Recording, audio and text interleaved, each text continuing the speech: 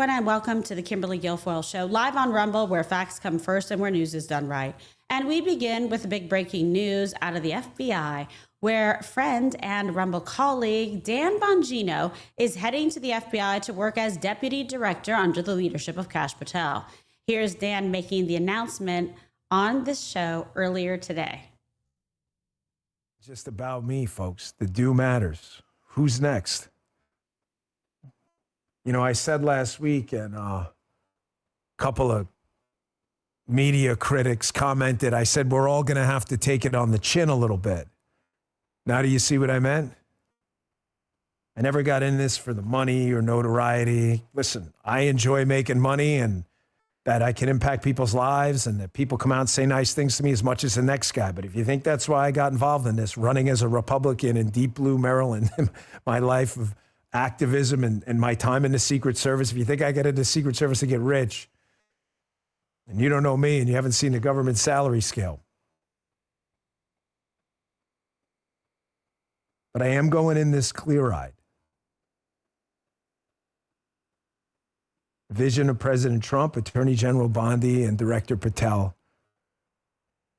I am going to do my job to implement that vision. And I can tell you right now, we are going to try our best. With this new leadership, we are going to reestablish faith in this institution. The FBI belongs to the American people. And on Friday, Kash Patel was sworn in as FBI director. And I was proud to be in attendance to celebrate this historic moment. Here was the scene in Washington on Friday. The American dream. And anyone that thinks the American dream is dead, just look right here. You're talking to a first-generation Indian kid who's about to lead the law enforcement community, the greatest nation on God's green earth. That can't happen anywhere else.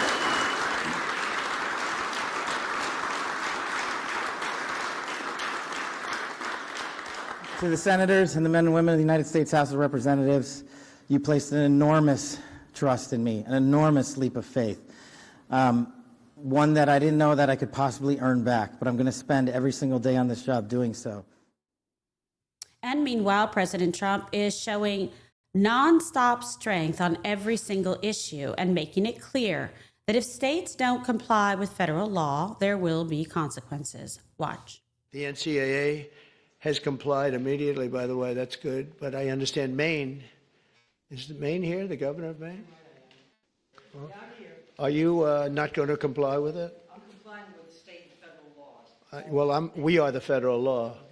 Well, you better do it. You better do it because you're not going to get any federal funding at all if you don't. And by the way, your population, even though it's somewhat liberal, although I did very well there, your population doesn't want men playing in women's sports. So you better comply because otherwise you're not getting any federal funding. See you in court. Every state, good. I'll see you in court. I look forward to that. That should be a real easy one. And enjoy your life after governor because I don't think you'll be an elected politician. It's so good. And joining me now, California Assemblyman Bill Essayli. Well, that was a special moment, huh? Great to have you back on the program. First off, let's get your reaction to what we're seeing in Washington with the FBI and what it can mean for the safety and security of the residents, of your state and district. We are so excited that Director Patel has now been confirmed. I mean, DOJ needs to get back to doing what it was intended to do, which is really protecting the citizens of this country from criminals and violence and not the weaponization of our government against our political opponents. So states like California, where crime is soaring high, we desperately need a functioning DOJ and FBI to go after violent crime, organized crime, public corruption. Let's get back to basics in America. No, you're right about that. And in, California, you have a bill to protect girls' sports. And you saw what President Trump said. The governor of Maine, he was refusing to follow federal guidance. She's about to get her allowance snapped like that.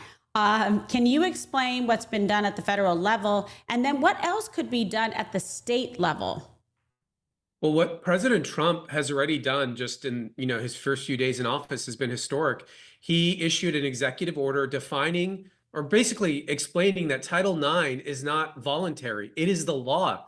So these states, these counties, these school districts have to comply with Title IX, which protects biological females in sports, in bathrooms, and locker rooms. And Trump has said, we're going to be enforcing Title IX. So that's historic of itself. But then you have states like California, and you heard that governor in Maine shout back at Trump saying, I'm going to comply with state law. So obviously federal law trumps state law, but California, for example, we have a local state law that says that students can play on the sports teams and pick the facilities that conform with their own personal gender identity, not their biological sex. They passed that law about 10 years ago. So we've seen the harmful effects of that.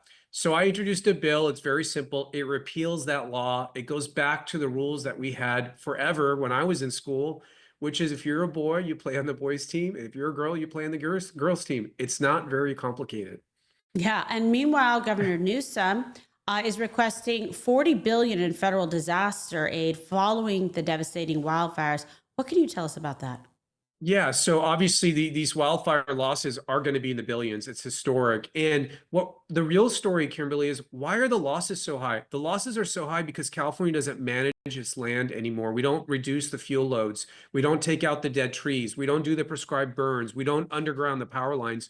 We're not doing any of the stuff we need to do to mitigate the risk and the damage from these fires. So every time we have one of these fires, they're more and more expensive. I will say that if victims need aid, homeowners, I'm the first one to say, get them that money as quickly as possible. But when the governor comes to the federal government asking for $40 billion, I believe is what he said, the federal government has a responsibility to make sure this is not going to happen again at this level. And so for that, no blank checks to the governor. There should be some conditions, whatever you want to call them, some accountability to protect the residents and the people of the state of California. Well, out in LA, the mayor terminated the fire chief. Should the mayor maybe look in the mirror at her specific failures? You know, I'm no defender of the fire chief, but this seems like a clear case of scapegoating. I mean, the fire chief did criticize the mayor for defunding a large part of the fire department. She said that there were mistakes made. She was hauled into the mayor's office and quickly apologized. And now, as more scrutiny has built on Mayor Karen Bass, she's decided to fire the fire chief to look tough. I was asked about this, Kimberly, and I said, I'm okay with firing the fire chief as long as Mayor Bass is going to apply the same standards to herself. And if she says the fire chief failed at her job, well, so did Mayor Bass. So I hope she's planning to resign sometime soon. I couldn't agree more. It's interesting to see, and I think you're onto something saying that it's like a scapegoat situation because she's been under so much scrutiny. So she feels like, okay, I'll take her out, put the blame on her, and then she can escape, scot-free. I don't think that should be the outcome. And new audio has been released of the mayor even downplaying her trip to Ghana. What will it take for LA and California voters to go in a different direction? I mean, haven't they seen enough? I mean, if having your whole communities get burned down is not enough, I'm not sure what it will be. But I will tell you, there's a lot of people here waking up, and I think they're really considering whether they should have elected Rick Caruso to be mayor instead of Karen Bass. I have a feeling he may be up for, he might put himself back in the running again at some point. But, these elections matter. Who the mayor is, who the leadership is matters. There's more on the ballot besides just abortion. There's a lot of other issues that these governments are responsible for. So I hope the takeaway from all this is who you vote for matters. It really does. We're also seeing the left try to get a nationwide injunction on a lot of these DOJ efforts to stop waste. What can you tell us about these lawsuits, your opinion, the scope of them, et cetera?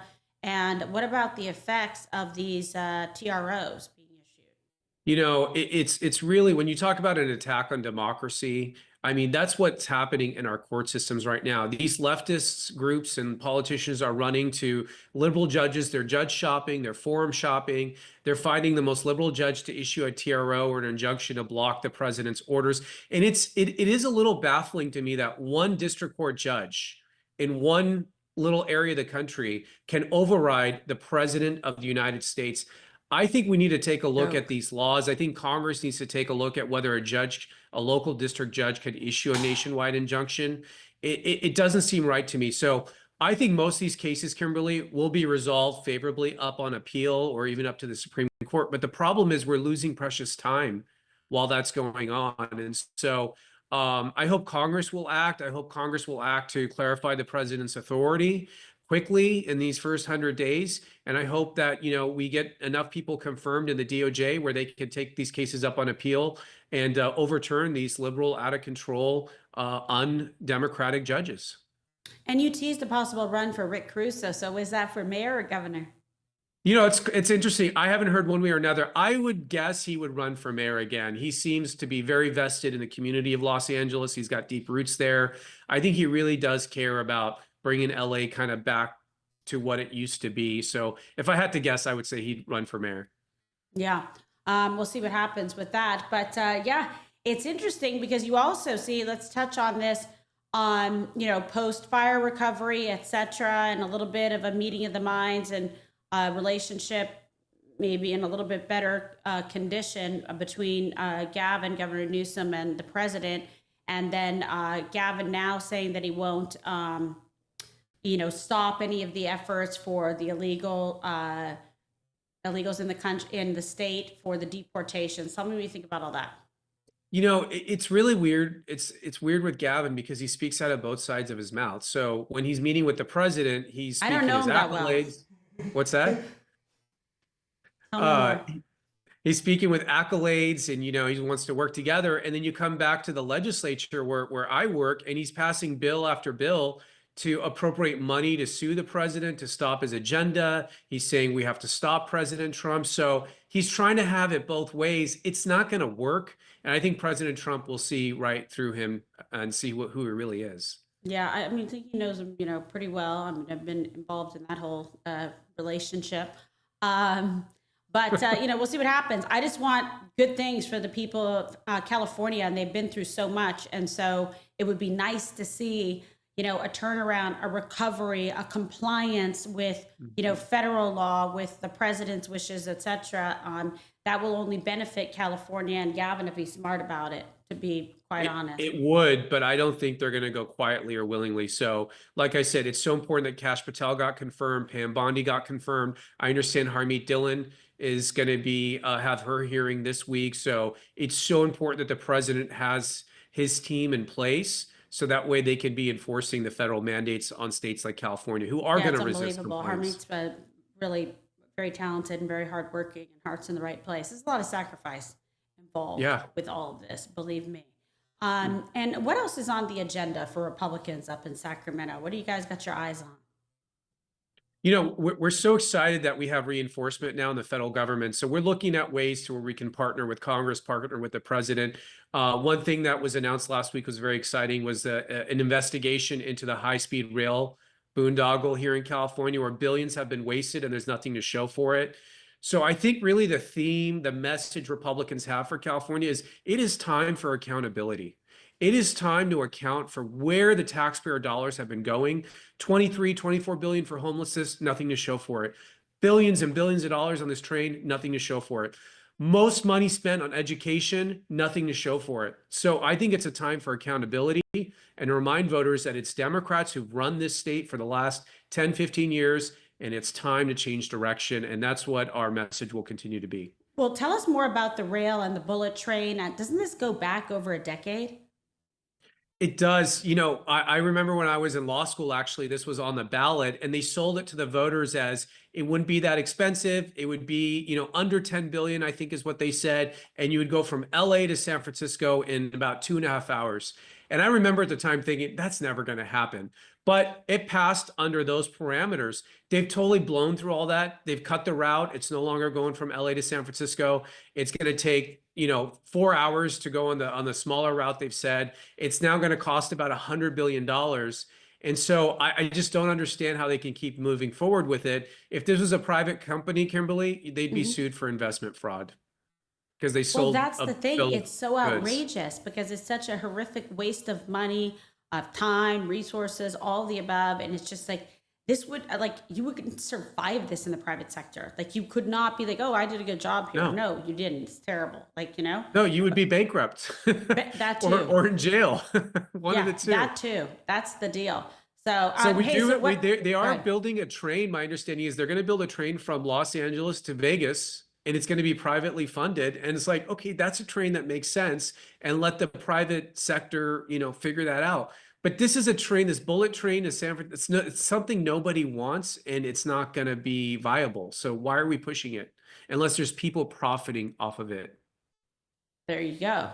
It's absolutely what's happening. So let me ask you, what has been, just as a final thing, what has been sort of your greatest hits, like favorite accomplishments thus far with President Trump just in office 30 days?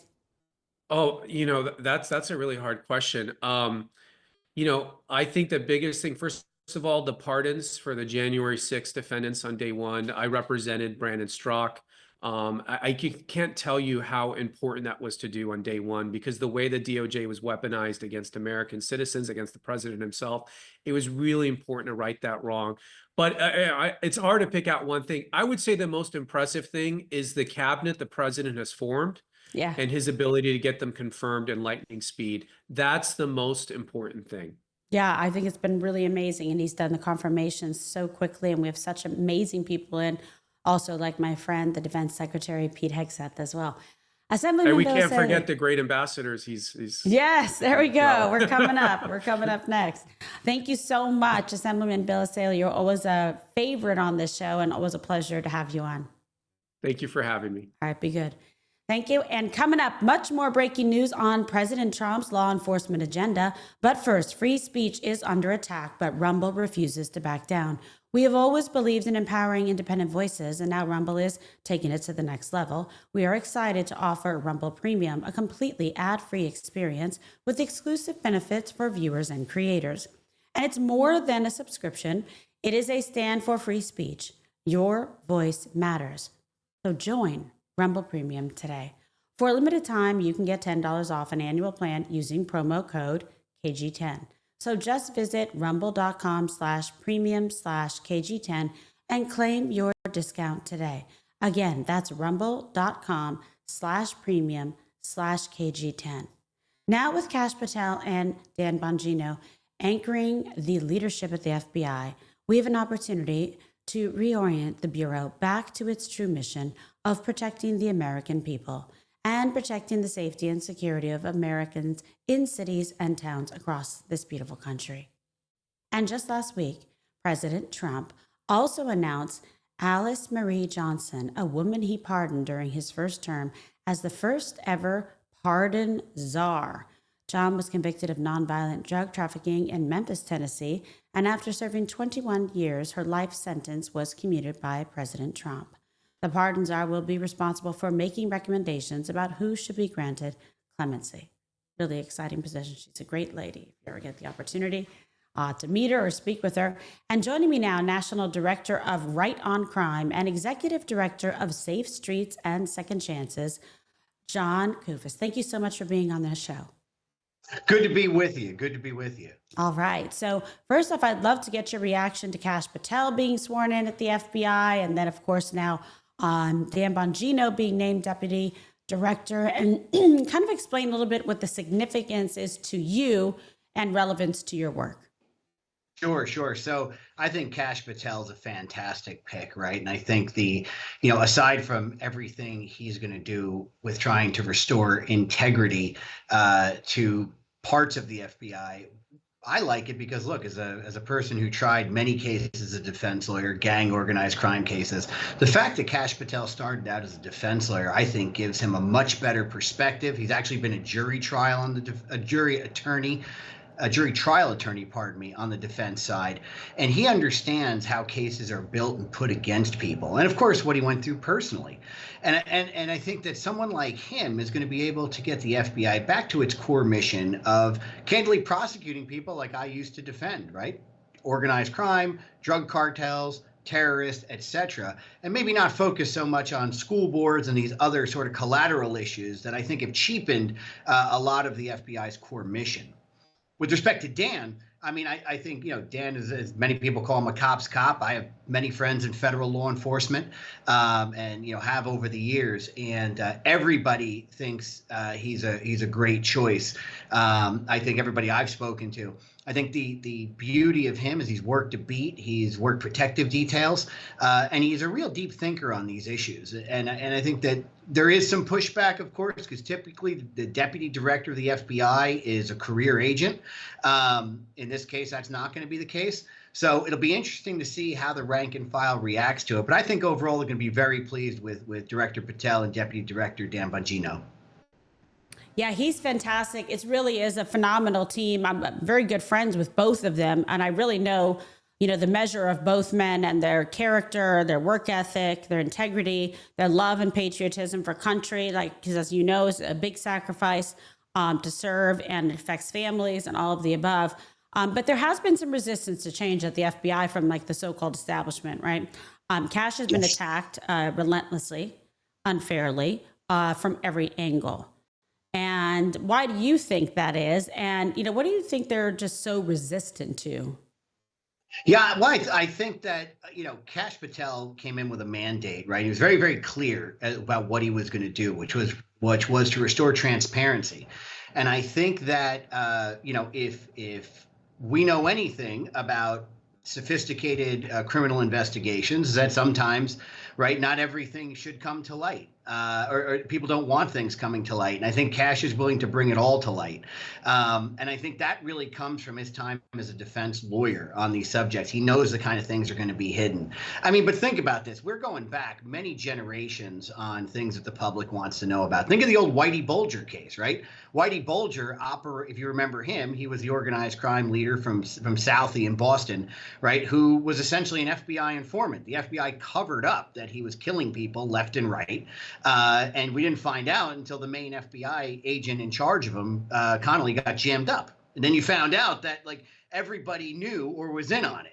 And I think that that's just one thing we know about because they happen to make a movie about it, right? And I studied in law school. But I think that's what concerns people. I think if the previous administration or administrations permitted a certain permit a certain procedure or procedures, or we're fast and loose with certain procedures, Kash Patel doesn't seem like he's going to be playing that game. No, not and at I think all. people are worried. Yeah, and meanwhile, Alice Marie Johnson has been named the pardon czar.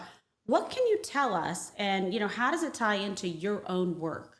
Sure. Alice and I have known each other forever. I was the executive director of her nonprofit after leaving Right on Crime, Taking Action for Good. And Alice and I speak very, very frequently. Good woman. So first of all, fantastic pick. And here's why. Alice is someone that understands this space. And I think that when you've gone through what Alice has gone through, not only do you understand the challenges, you understand some of the BS involved. Look, everybody says, please pardon me, please give me clemency. You need a really, really strict eye to look at that. But what I was always inspired about with Alice, and Alice has worked on many, many clemencies, before taking this very prestigious position, is that she understands the need for reentry and jobs, right? She wants to make sure that if people who have earned the chance to be considered for clemency, or whether it's being released early or a full pardon, that they have a support structure and a network so they can succeed.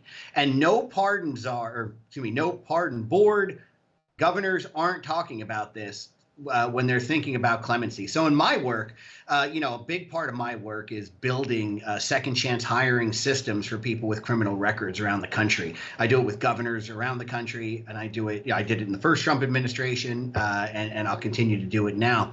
And I think the fact that Alice is saying on day one, we want to make sure that the people who receive clemency are going to be plugged into those support systems they need to not only ensure success, but to ensure that they don't recidivate and fall back into old behavior is a completely new and exciting and innovative way to look at this. And Alice understands this stuff better than any lawyer, better than any judge I know, better than any professor or college or policy person.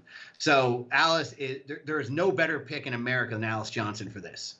And how should we think about supporting law enforcement, taking down the bad guys while also thinking about second chances in some cases? What does that all mean to you, personally and intellectually? Sure. Well, I think it's every arrow in the public safety quiver, right? When you talk to most street cops and most law enforcement folks, right, they don't want to chase around people with drug addiction endlessly, right? They don't want to chase around homeless people or people suffering from mental health issues or behavioral health issues. The problem is, though, there's no 911 for mental health. There's only 911, right? So law enforcement has always been tremendously supportive. So every cop you talk to would much rather have systems for nonviolent people, nonviolent offenders, to go into diversion programs for drug treatment, alcohol treatment, homeless housing, etc. So we've seen under President Trump, I mean, the first administration, he catalyzed law enforcement to bring them together on this subject. And the great Trump effect is that hard red states started to do criminal justice reform with a public safety focus in ways that never happened before. So we're going to see that. We're going to see a lot more of that. But law enforcement truly is a supporter of nearly all of these things. Now, none of us are supporters of letting people out who, who have committed particularly heinous crimes, Right. violent crimes, people without proper support structures, etc. But when you're talking about a run-of-the-mill person who cleaned their life up, trying to get a job, doesn't want to commit any more crime, we're in the right climate for this. And candidly, we should have been in the right climate the last 4 years, but for some reason it wasn't a priority. What role does the federal government have in, combating these really important issues like addiction and homelessness, and what do you believe, the Trump administration is doing right, to get this, handled and to do something about it, to make an impact? Yeah, well, first, Secretary Kennedy, right? I mean, Secretary Kennedy's very open about his journey through recovery. I have my own recovery journey. So Secretary Kennedy's journey speaks very deeply to me in particular. So you have someone in there who is very, very interested in expanding behavioral health and addiction treatment resources, right? And having someone in charge of HHS who cares about this issue was great pick number one. Great pick number two is Pam Bondi. Right? Pam Bondi, 5 seconds into her confirmation hearing, she talked about executing the First Step Act, bringing more halfway houses to make sure that we don't have to over-incarcerate and that prisons are saved for the people who really need to be there, and choosing a BOP director is going to do that. Scott Turner at HUD, right, ensuring that housing resources are appropriately aligned for folks exiting justice involvement. I mean, the president has really appointed a whole of government approach to so many issues, but particularly on what I call public safety focused justice reform. This is not justice reform in the traditional sense. This is obviously not defund the police, which nobody supports. This is not unbridled release.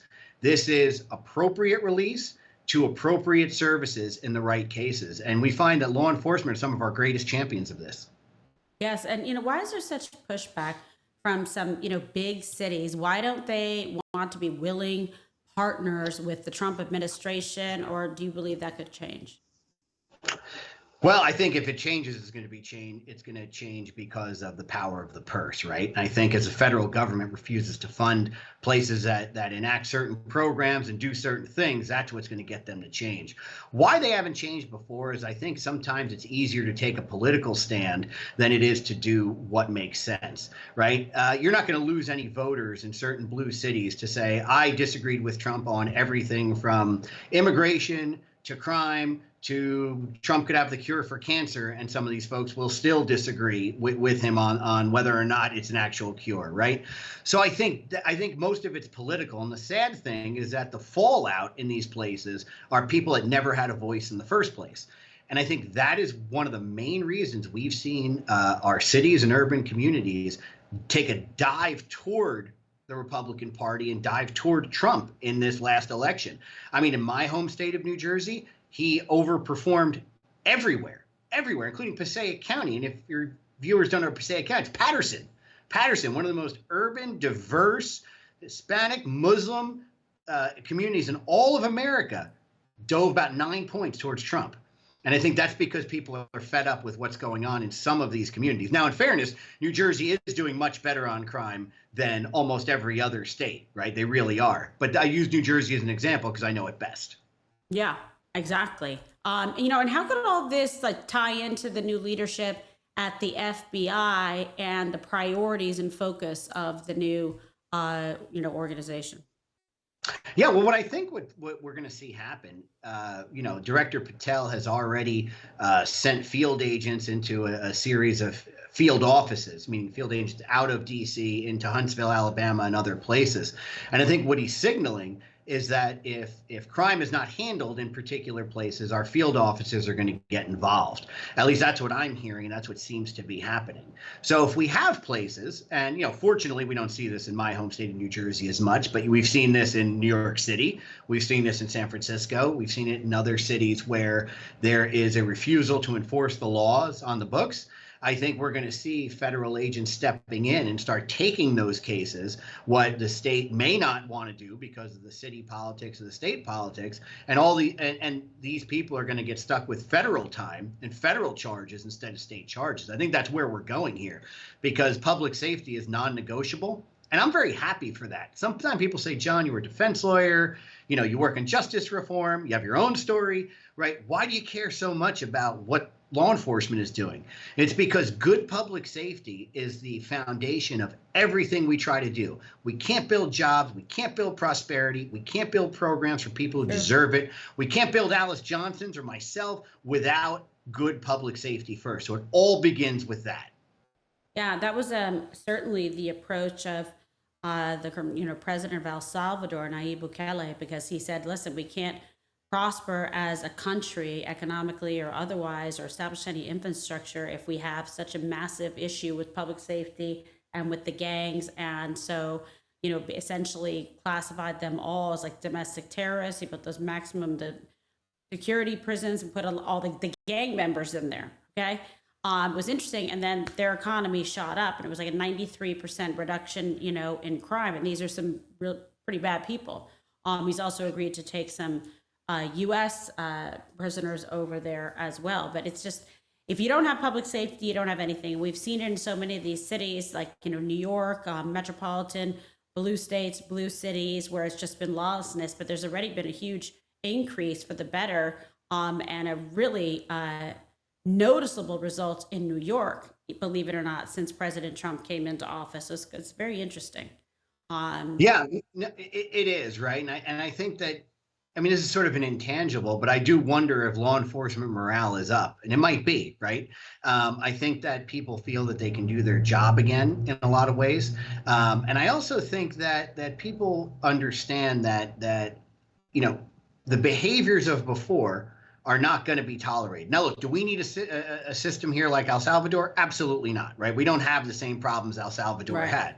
But you go to any police chief in any city in America, or even small town, and you say, tell me where the problems are. Almost all of them can zero in within like a 3-block radius, right? A 2-block radius where all the action is. And this is something we see.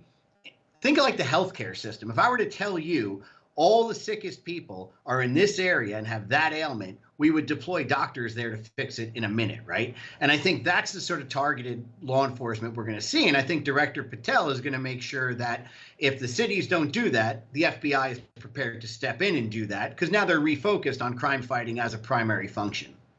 No, absolutely. Absolutely. So far, just give me what has been your, I guess, favorite thing that President Trump's done in 30 days. Yeah, well, Alice Johnson. I know it's no surprise. Alice Johnson and Paula White running the White House Faith Office. Paula is someone who I've had the pleasure of knowing for a long, long time. Obviously, tremendous faith leader, and cares and understands the intersection of faith and criminal justice and redemption better than maybe anybody in the country. So I'm partial to Alice and Paula, but the two of them and Pam Bondi, fabulous ladies. To come out. Again, as I said, 5 seconds into her confirmation, after she essentially says, "Hi, I'm Pam Bondi. I want to make sure the First Step Act is executed. I want to make sure we have halfway houses." We just don't hear that from attorneys general when they're in confirmation hearings. So I'm completely thrilled with where the direction of this is going again. Yeah, I am too, and I've worked very closely. She's a great friend of mine with Pam. So she's a great patriot. She's a law dog like me, former prosecutor, but so we're lucky to have her. That's another very tough position to serve. I also like that they put Cash in as well. He's acting director as well of the ATF. So the very aggressive eye towards, reform, transparency, and, effectuating the will of the people who resoundingly voted and supported, President Trump. And you see right away his priorities within the first 30 days of what he is, putting forward, and some incredibly strong and smart, talented, loyal patriots in the women that he has chosen for key positions as well. And I just want to thank you, John, for the work that you do and for making time for us on this important day to share with our viewers. Thank you so much. Oh, my pleasure. I'd love to come back anytime, my friend. All right, we'll have you back. All right. And my closing remarks are just ahead, but don't forget about protecting your savings with the Birch Gold Group. With President Trump back in office, we're going to have more money, we are, in your paycheck, and more opportunities to prepare for the future. Birch will take you through the process step by step, answer any questions, and help you convert an existing IRA or 401k into an IRA in gold so you don't pay a penny out of pocket. Text KG to 989898 today, and that's KG to the number 989898. And in closing, get excited for the future of this country and the role you all had in making it happen. And I want to close out the show by playing Cash's full remarks from his swearing in that show the importance of courage, integrity, faith, and perseverance in the moments that matter most.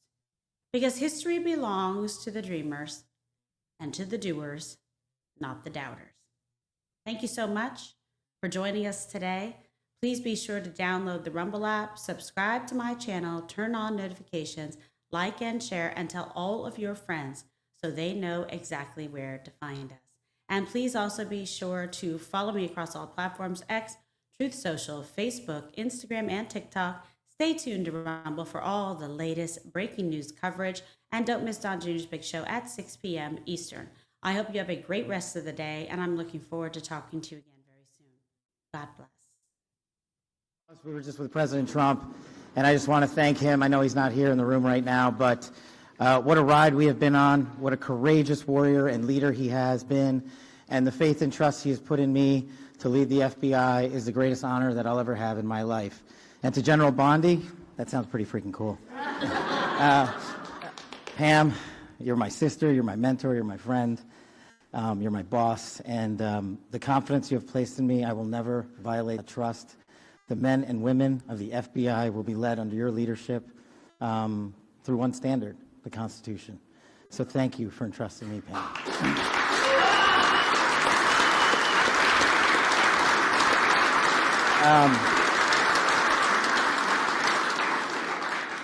Oh man, this is effing crazy.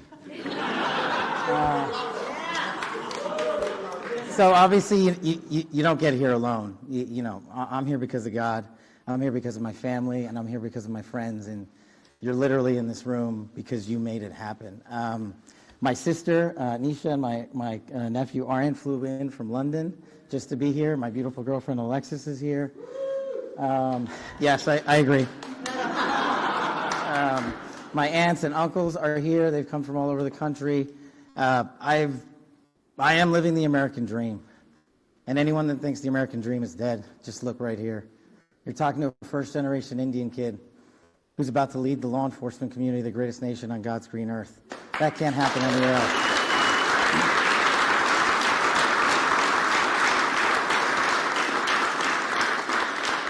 To the senators and the men and women of the United States House of Representatives, you placed an enormous trust in me, an enormous leap of faith, one that I didn't know that I could possibly earn back, but I'm going to spend every single day on this job doing so.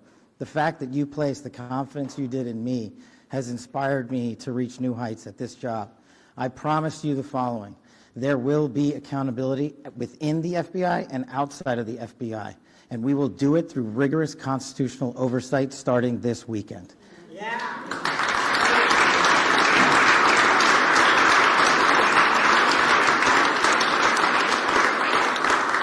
This is great. We all used to live in the same freaking house. Yeah, I don't have any prepared remarks. I wish I could go around the room and, tell the story about how each and every one of you have magically touched my life to put me in this position. What a roller coaster ride it has been. I do know this. We are in this room together because you guys have a love of country that is truly inspirational, and it bleeds out everywhere we go. And if you look around this room, you see civil servants, you see warriors, you see attorneys, you see great husbands and fathers and mothers and wives. And we're fighting for the same thing, our future, our children, this guy. And there is no greater mission. I wish I had more words to thank every single one of you, but every time I look at every single one of you, you guys know the stories you can't tell. More importantly, the ones you can. You know, this is, Pam and I were just talking in the back, and we were like, do you believe this? Like, you know, we were on the campaign trail together, we were attorneys in the first administration together. Now we're here. She's the Attorney General. I'm the Director of the FBI. Like, this is insane. And I don't really fully believe it yet. I hope to. But believe it. I'm just not here without you guys. And look, I know the media's in here. And if you have a target, that target's right here. It's not the men and women at the FBI. You've written everything you possibly can about me that's fake, malicious, slanderous, and defamatory. Keep it coming. Bring it on. But leave the men and women of the FBI out of it. They deserve better.